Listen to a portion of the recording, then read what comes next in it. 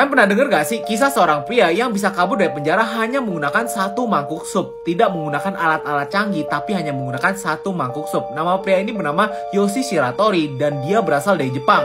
Jadi ketika muda, Yoshi adalah seorang nelayan di mana dia itu mempunyai mimpi yang sangat banyak untuk keluarganya. Tapi karena edukasinya yang sangat rendah, dia itu tidak bisa mewujudkan mimpinya dan dia itu pergi berjudi. Nah, ketika berjudi, dia itu ditangkap karena diduga telah menghabisi seseorang. Dan dia udah bilang dia itu tidak menghabisi seseorang. Nah, beberapa minggu setelah dijebloskan di penjara, dia itu menemukan satu kawat dan dia berhasil membuka gembok dari penjara tersebut dan kabur. Tapi beberapa hari kemudian dia itu berhasil ditangkap lagi. Nah, di penjara yang kedua, lagi-lagi Yoshi ini berusaha untuk lari dari penjara tersebut. Dia itu manjat ke atas ventilasinya dan rupanya bautnya itu udah mulai karatan dan dia itu berhasil lari lagi. Dan dia lari ke rumah temennya yang rupanya polisi juga, tapi temennya ini memanggil polisi untuk menangkap dia lagi.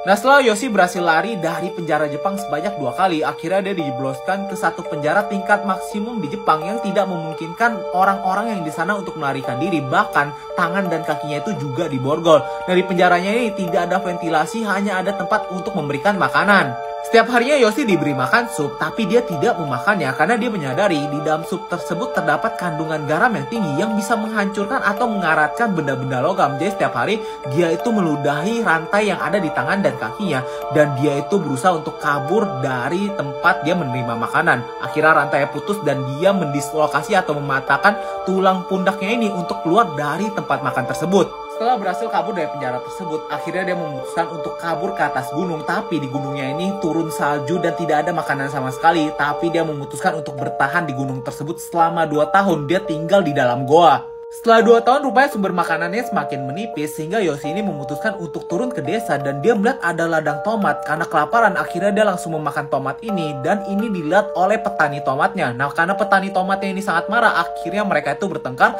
dan Yoshi ini tidak sengaja menghabisi nyawa dari petani tersebut. Akhirnya Yoshi ditangkap lagi.